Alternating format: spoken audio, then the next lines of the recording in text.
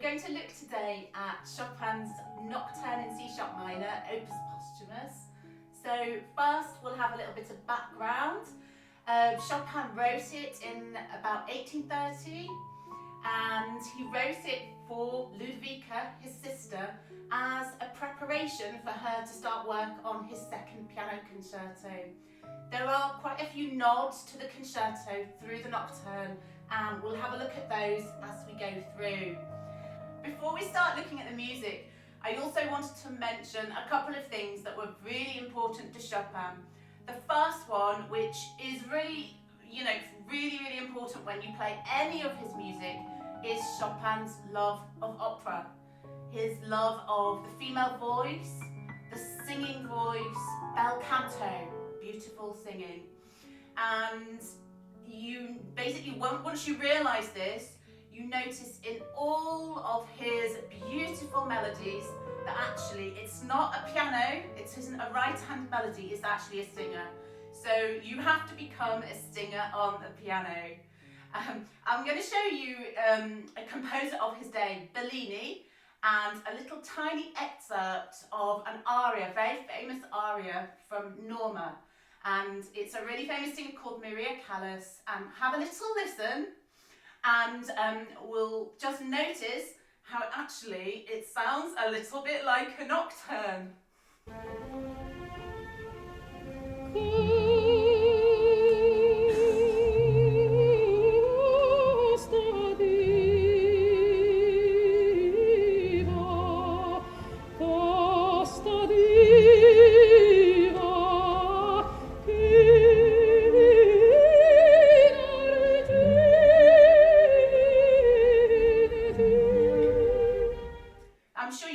Recognise that piece of music. So if I just pretend this was a piano piece, let's pretend it's a nocturne and have a listen.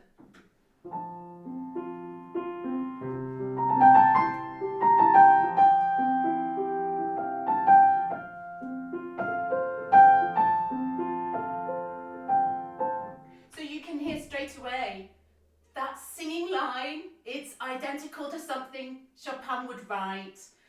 So there we have our first really important thing, the love of opera and how that's going to transpire into the music. Another thing that I want to mention is Chopin's love of Mozart and Bach. Bach he played every day, he assigned to his students. When he went on his intrepid travel to Mallorca with Georges Sand and he wrote his preludes, he took one score with him, and it was the Well-Tempered Clavier by Bach. Look out all the time for the counterpoint, for the voicing, so that they're always going throughout, even though we don't think about it straight away. Chopin writes with voices throughout, and we'll see that in the music, so that it isn't just the melody that's important, it's all the voices underneath that run through. And he loved Mozart. And to understand Mozart, you have to understand Mozart's operas, because every melody, the other master of the melody, Mozart, every melody was a singing melody.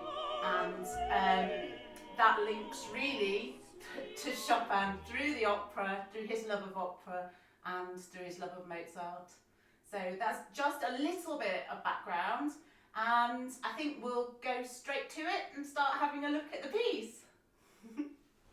The first thing to note is Chopin's direction, lento con gran espressione, slowly with grand expression. So he doesn't often write lento, it's quite a special word for him. And the opening statement, it's a standalone two-phrase statement, the very first line, as you can see on the music. And it's like a cry, an impassioned cry, followed by a repeat, saying the same thing again. I feel it's an impassioned cry, and then the second phrase, it's almost like the whispers, the echo of his heart and his soul, full of pain. And so always, when we're playing the piano, if we have two similar phrases, each one should really mean something different, so we don't want to play both the same. So it may be the second one is less. To me, it's less. It's almost like he's made his impassioned cry, and then it's almost like this is resonating through the universe, the cry, the impassioned cry, the echo going through his heart and soul. So I'll play the opening couple of phrases. So a prayer, a cry, first of all.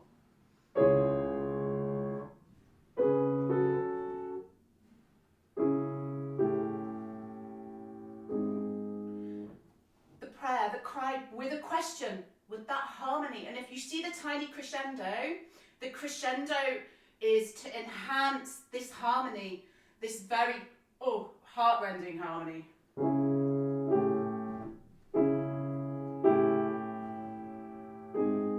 Just a hint of a crescendo. And if you just look at that first phrase, descending melody line in the top part, and then the question, basically, if you look carefully, it's actually written almost like a chorale, almost like a 4-part harmony, like something Bach would write.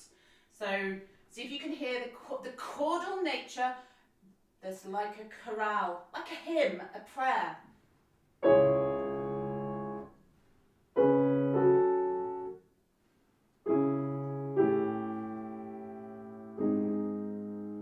Almost a resolution on that last note, on that last chord. And then if we hear the whisper, the echo, the cry from his soul on the repeat, I'll just play that. I'll play the 2 phrases and hear the difference.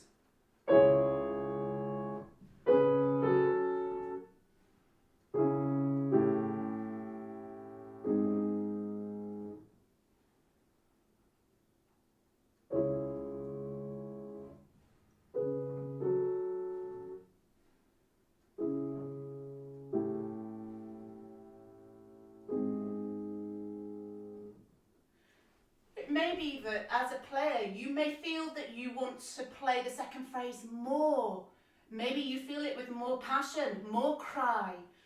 In music, I don't believe there's a right or a wrong when we play. A right or a wrong way. There's every individual's player's way. And as long as you play with belief and integrity and you can convince yourself and your listeners, your audience, then you have to be true to yourself. So I'm not going to tell you, play the second phrase quieter, it means this. This is what it means to me. So before we move on to the body of the nocturne, just to mention that the first line, it's a standalone passage. And I was thinking about it. What could it mean? Well, it could be that Chopin is exclaiming this prayer, this cry. Also, I feel that perhaps it could be almost like when the orchestral tutti plays in a concerto before the soloist comes in. This could be the orchestra.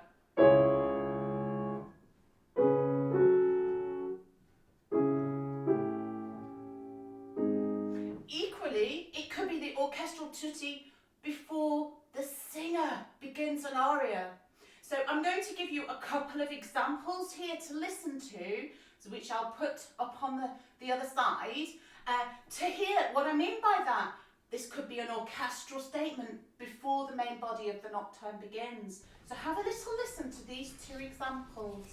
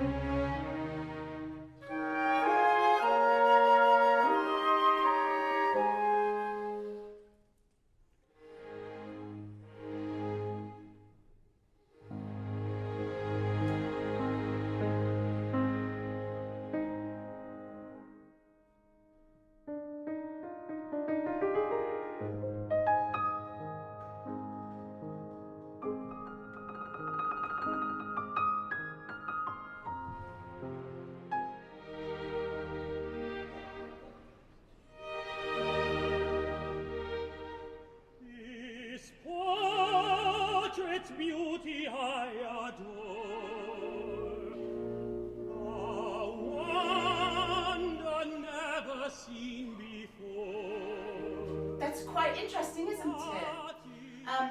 Another thing, last thing to mention on the first line is because it's clearly written almost like a 4-part harmony, a nod definitely to Chopin's most beloved Bach.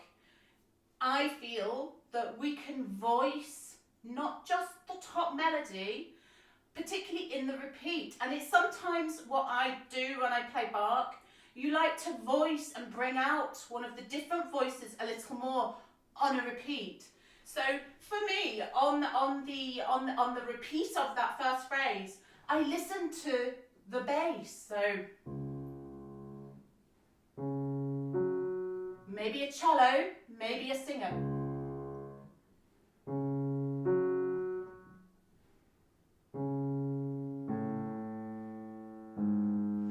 Definitely an important melody. So if it's to demonstrate how you would voice that, to bring out it for the repeat.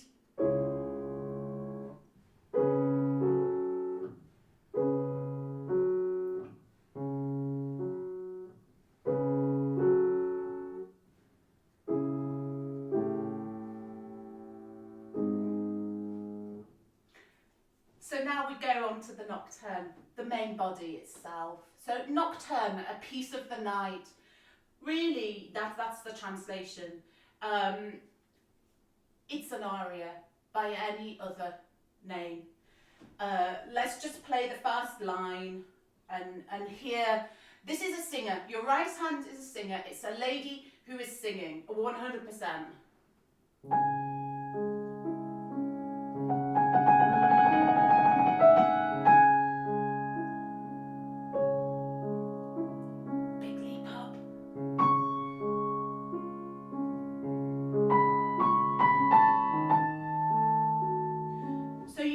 Construction, it's close steps, it's very comfortable and beautiful for singer,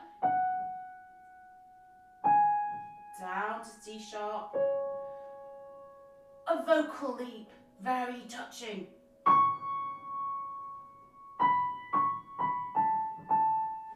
you can hear the story, you can hear the singing. So my first tip would be play right hand on its own. You will then see the phrases, you will see the construction. Sing with it whilst you play. If you can sing with it. Because you have to make your fingers sing. I sing all the time when I'm practicing. So basically this is the singer. Left hand.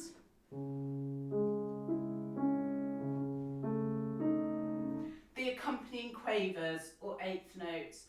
First of all, quickly notice, which I'll highlight it on the score, C sharps all the way for the first 3 bars. Almost like our harmony is confined. A C sharp pedal underneath, holding us in place. Whilst the singer, the right hand, it leaps up an octave to the C sharp. Let's just listen, see if we can hear the confine of the bass keeping us in one place. Let's hear that first.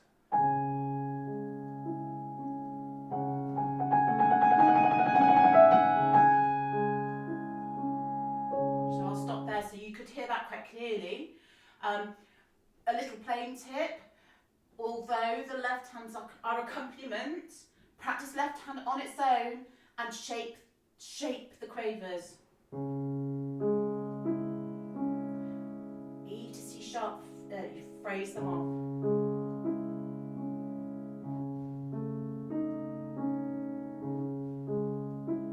So every note needs to speak, it needs to be shaped beautifully. Now, a very special moment when right hand leaps up, or when the singer leaps up the octave to high C sharp, it feels like the singer has broken out. Oh, it's going to be beautiful. And a special moment, we have an F sharp in left hand, bringing us to C sharp major. All the time we've been C sharp minor, confined, very sad harmonies. And then, so I'm going to play just the previous bar, leaping up. Listen for this, for the C sharp major. But it's a moment, a glimpse of the sunshine, only momentarily, because we're held back in the next bar. Very special E sharp there.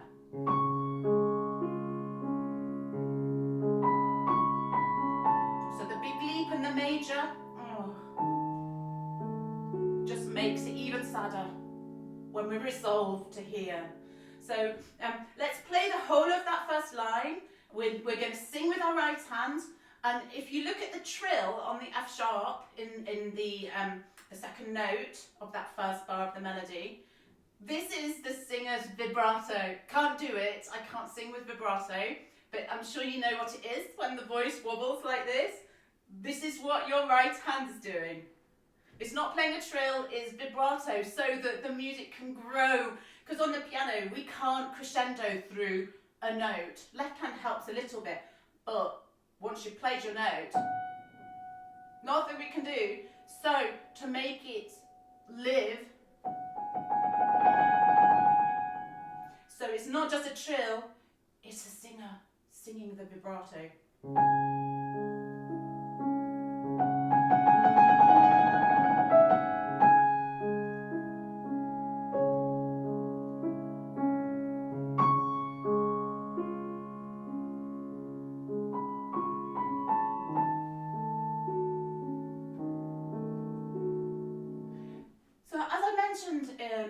It's a good idea to play the right hand on its own so you can see the phrases. So let's talk through it.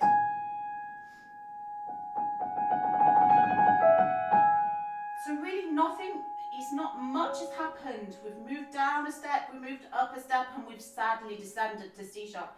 Now we're going to leap up for our special vocal octave. So that answered the first phrase. Next phrase.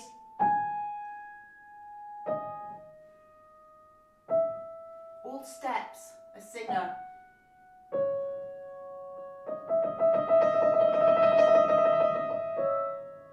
So there are quite a few trills in this piece, and none of them, they're not trills for trill's sake, you know, for virtuosic trills, nothing like that. They're expressive trills, they're singing trills.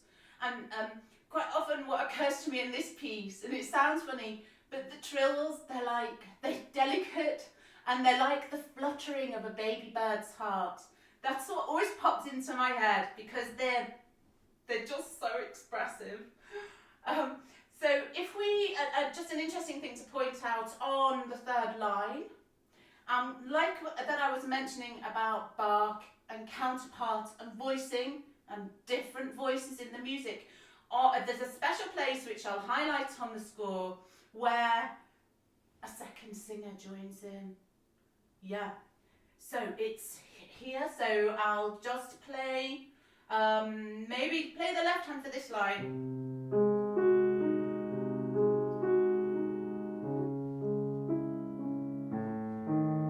Get ready. C sharp. So it's, and what it does is it harmonizes with, moves in steps with the top line. Did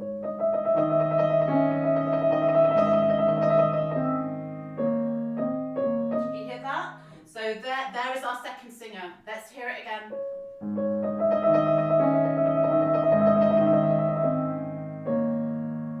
And it's still here. How that's denoted, how do we know that? You can see on the C sharp, the B sharp, the A sharp, the B sharp, you've got the stems going up, showing it to be a longer note as well as the quaver underneath. So now we've got two singers. We haven't got such a mournful solo aria as it starts. We have got a duet, and to me it is like a love song. It's a love duet, a yearning. Maybe it's the love that Chopin lost when he fell in love with the singer, and they did get engaged actually. But I'm not sure if it's her, because Had he actually left Poland, and had they separated by then? I'm not sure. We need to look at the history. The third and fourth lines of the nocturne proper, excluding the introduction, are a variation, really.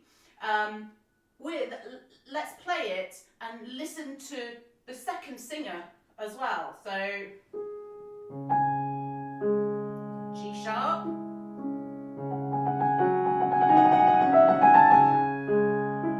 So it goes friend singing with,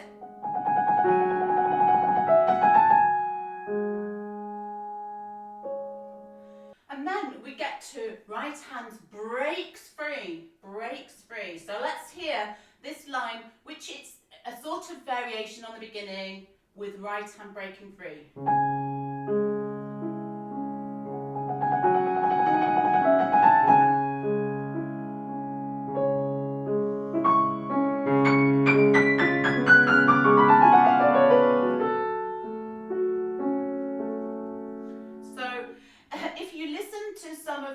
Opera, and you think about a really amazing soprano.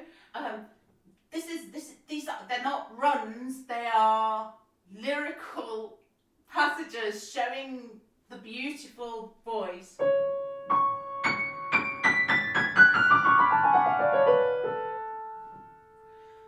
But it sounds like we've broken free. We have the E sharp that hints the major, not really, but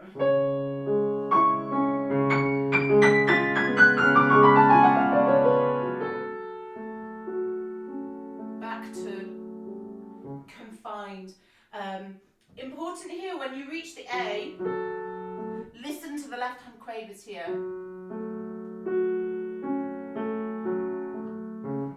They are a melody as well. And we get to mentioning when we hit the D major bar, we need a new colour here. So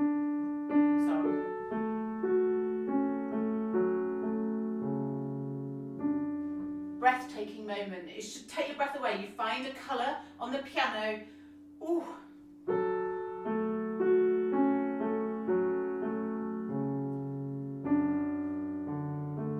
Wonderment. Singing, leaping up.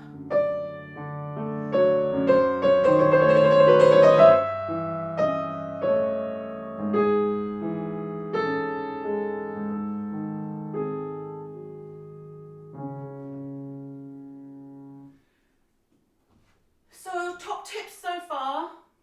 Make sure to play right hand on its own to hear the phrases, to feel the singer, sing whilst you play. Notice that it's very confined with steps, stepward movement, apart from when there are operatic leaps, when it feels like the music's going to break out, and it's always held back by the harmony. Very sad. Hint of the light, but no, still sad.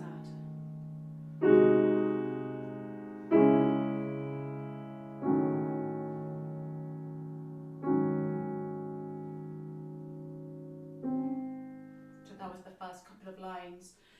So probably a good idea, play your left hand in blocks, in chords, and listen to the beauty of the harmony. Remember to shape the quavers in the left hand, and watch out for when the second singer enters.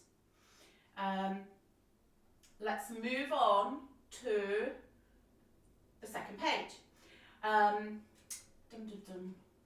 Yes, so the second page, we've got our first reference in the pianissimo PP part. We've got our first reference to the second piano concerto. We've actually moved into A major. It's very quiet, very gentle, and it's absolutely blissful because it's truly, it's so happy. It's almost childlike. It's almost like childlike playing, or is it happiness in love? I mean, you'd have to make that decision yourself, but let's have a listen. you need to find an opaque colour, such a gentle, light, translucent colour for the A major and the PP.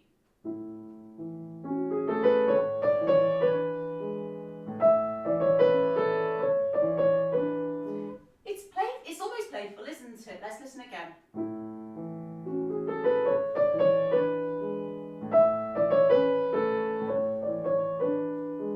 Oh, so it's such a relief to reach there with all the heart tugging from the first page. And now let's have a little look at the reference to, it's the third, I think it's the, yes, it's the third movement of the second piano concerto. So I'll pop up on the other side a little bit of the score and I'll play it. Now I'm going to use for this, I'm going to use the Tomplay app. So the Tomplay app, it's a sheet music app that you can just learn music from, and it scrolls through for you. You can change tempo, you can have a metronome, all sorts of things for learners like that. But it's really great because it has loads of concerto scores with professionally recorded orchestral accompaniments, and that's the bit that I like about it. So we're going to hear just this little bit to show you where Chopin is saying, "Oh, Ludovica, you're going to play something like this." Okay, let's have a listen.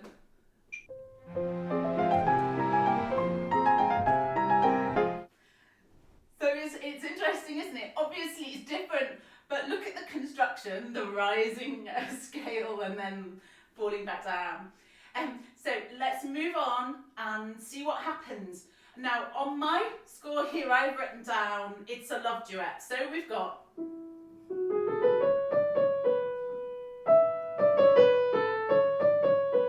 right hand then splits into two parts and it's like two singers.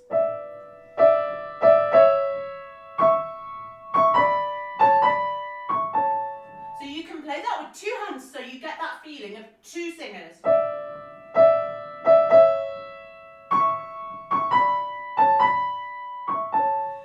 The sixths, you know, if you ever hear singers harmonising together, when something's in sixths, oh, it's so lovely, it's so beautiful, so open-hearted.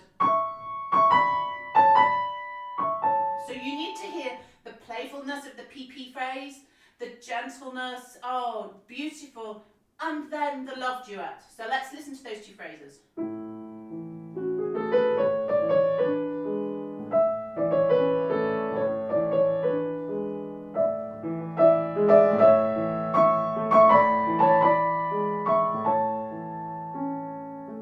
Okay, so the happiness, it sort of goes away now, I'm really sorry to say. And we have sotto voce, so not PP, sotto voce. Now that means half voiced, in an undertone almost. So you need a different colour for this, a slightly mysterioso colour really. So your PP and your A major and then.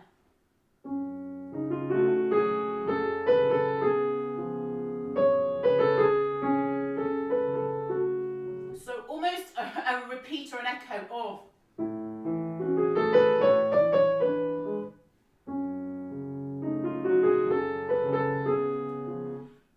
And then again, we have the love duet with right hand into two parts. And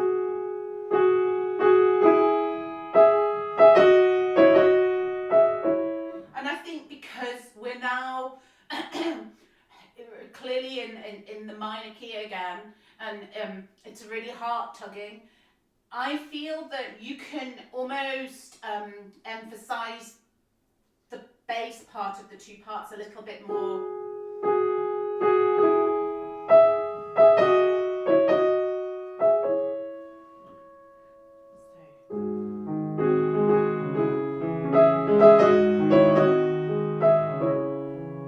So can you hear the singing? This is now two singers. And then what happens next? Oh, we've got a forte, passionate. So let's hear. Oh, subito piano, suddenly quiet. So each phrase is saying something. It's almost like, it puts me in mind of a pianist called Lily Krauss. Hungarian pianist. Very, very, if you don't know, if you've not heard of her, look her up and try and find a biography, because she was interned in World War II and for a long time, and amazing story, but she was an amazing teacher. And when I was young, like in my early 20s, I discovered Lily Krause's recordings, and I wished and wished and wished that I could study with her, because her Mozart was absolutely sublime, and I have a strong Mozart link. And basically, when she taught, every phrase in Mozart, she told a story to help her students understand it. And that is how I think as well, really often, particularly in Mozart. And I really wished I could study with her. Sorry, I've gone off onto an anecdote, but it's quite interesting because you get to know me a little bit. So. And so, do you know what I did? I wrote to the university where she taught, which I think it was Texas Christian University in America, and I sent them a letter, and I couldn't find any phone number or anything, because I knew that's where she'd be, and they wrote a really nice letter back and said, unfortunately, she died quite a while before I hadn't done my research, so I didn't know. I just found some CDs, but so yeah, I never did get to study with her, but she's amazing. So it's Lily Krause, look her up, she's great. And the point of that was she would tell a story with every phrase, every note, every little motif in Mozart. So in this, because it is so clear what's happening in the music, almost as clear as words, isn't it? So you need to express the meaning. So I think what we should do is let's play from the PP at the top of the page, and have a listen to the different phrases and the different meaning of what's happening in the music.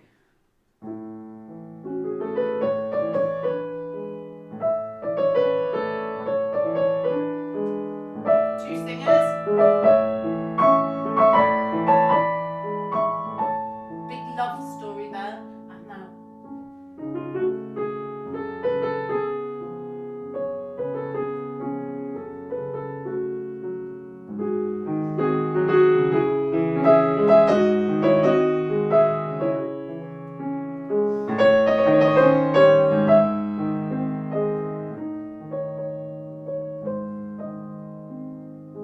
I like to hear on this last PP bar, there's a little conversation going on between right hand and left hand, a rising third, a descending third. Have a listen.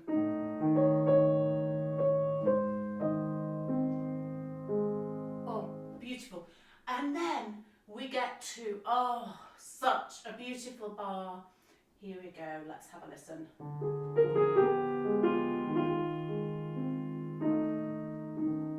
Let's have it from the F.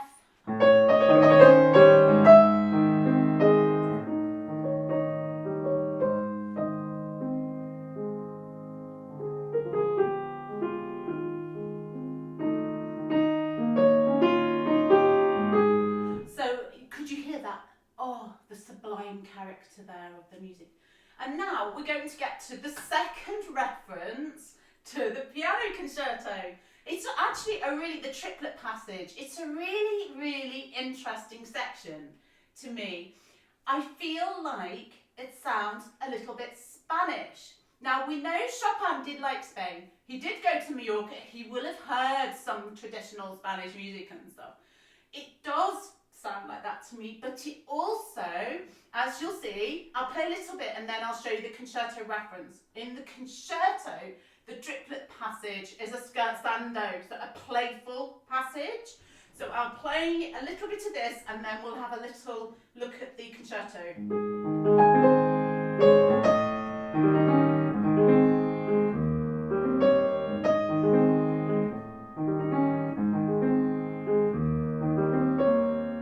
And so on. So I didn't play that very well, but never mind. Let's have a listen to the nod to the concerto.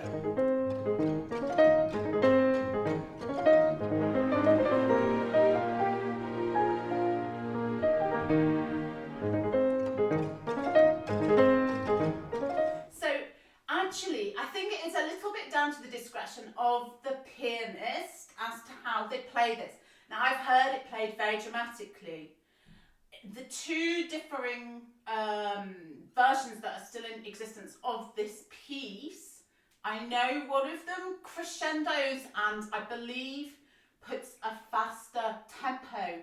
Now, my edition, Paderewski, as soon as you basically start this section, there's one crescendo and then it's basically sempre, always, more getting quieter, più diminuendo basically.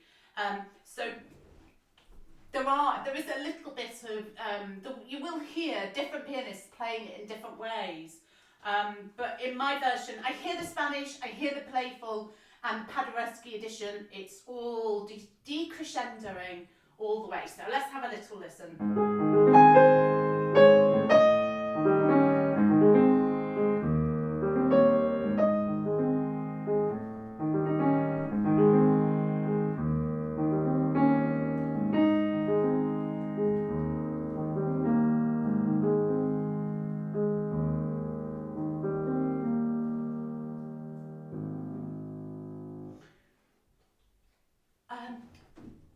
We get now to an A flat major chord, A flat major or G sharp major, but this is our next reference to the concerto.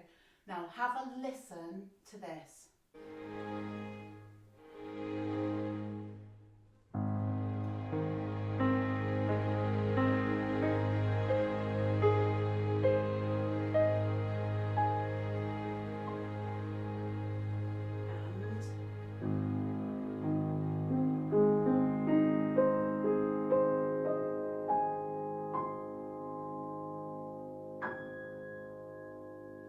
Word for word, really, or note for note, I should say. So, after this passage, adagio, so slow, and take your time. It's almost like a cadenza.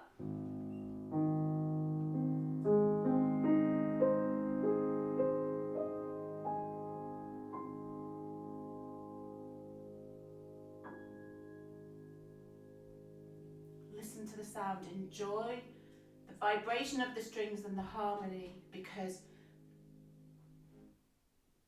after this moment in time, where there was a pause and then a beautiful rest, we're back to our C sharp minor. So the opening melody comes back, dolce, so sweetly, and develops further, full of mournfulness, full of pathos. I mean, let's have a listen.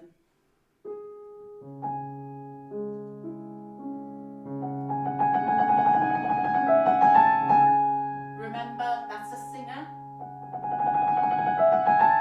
You can hear it really clearly, can't you?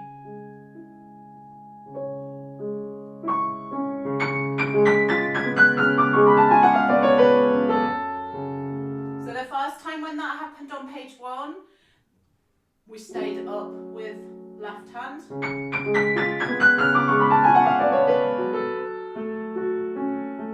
Second time it's expansive, the bass descends.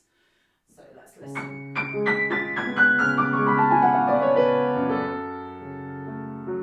Singer, ready?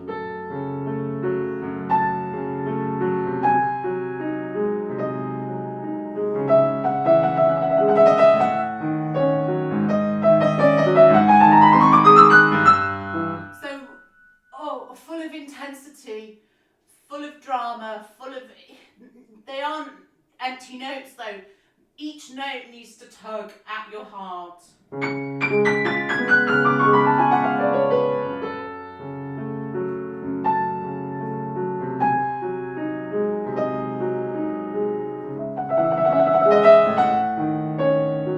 Now on this part, conforza, it's almost a desperation to break away, a desperation to break out and get back to the happy times maybe. But what you can do to enhance that feeling is drop before you ascend. So let me show you what I mean.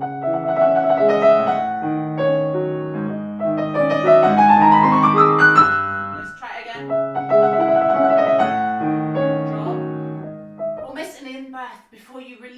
and go.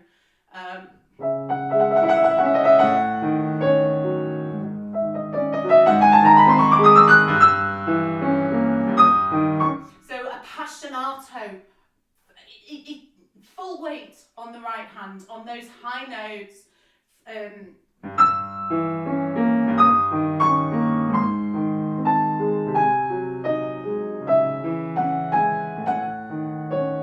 Baby birds, heart fluttering coming up.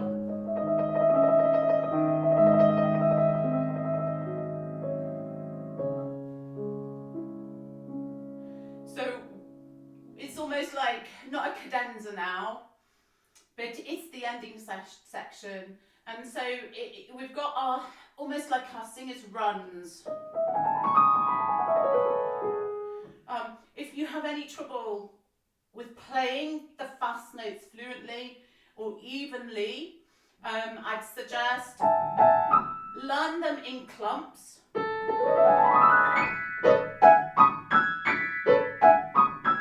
To memorise the fingering, and then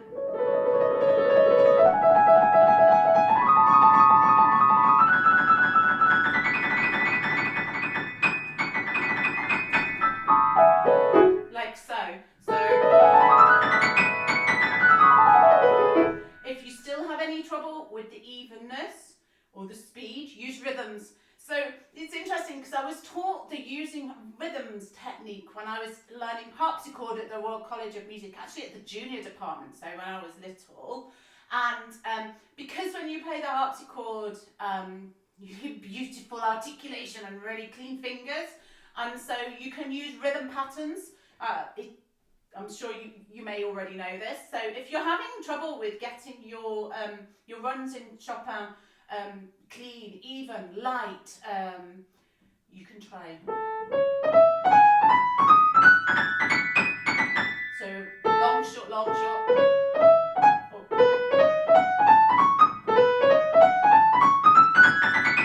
Long, long, short, short.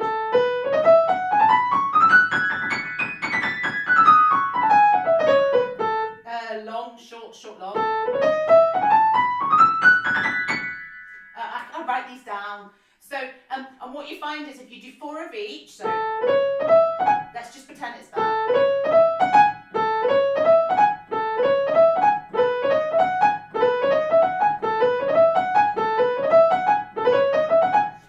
What you find is, oh, beautiful articulation. So, let's have a look at this section and see what each of these runs, each of these aria vocal embellishments, what do they all mean? A surprise. Magical surprise.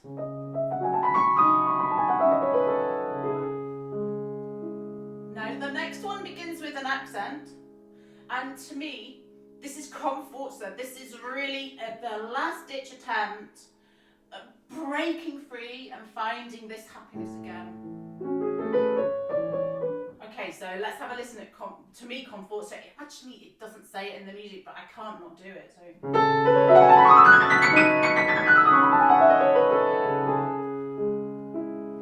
all the time, left hand just repeating 2 phrases.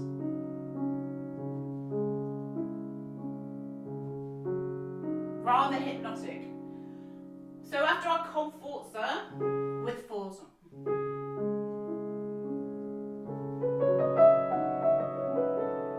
And we've got delicato, so delicately.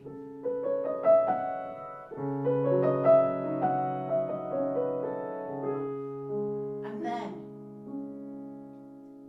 delicatissimo, so as delicately as possible.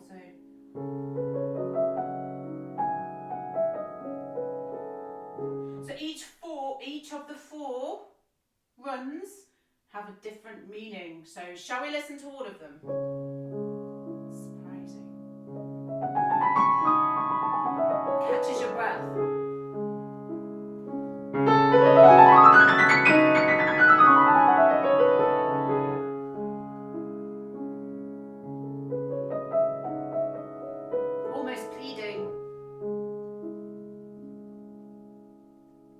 slightly sad resignation.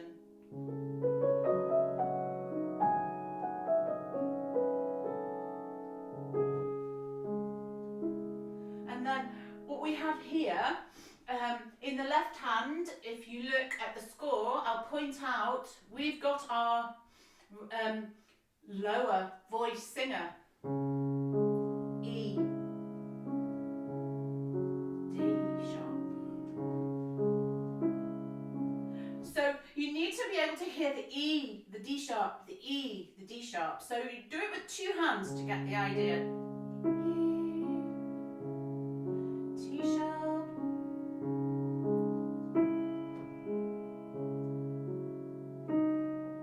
So together.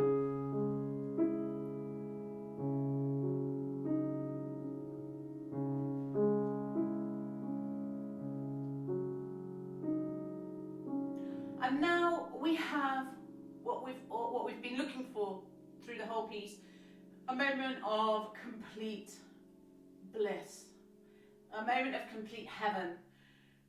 We reach the C sharp major, enharmonically D flat major, you know, one of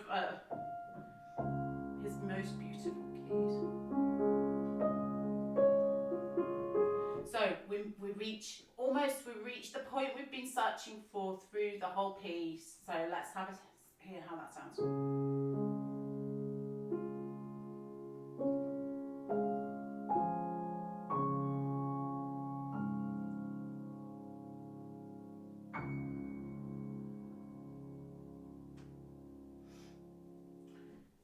I think it probably is one of the most beautiful moments in music, in the nocturnes. Well, I mean, I'll probably find a moment like that in most pieces.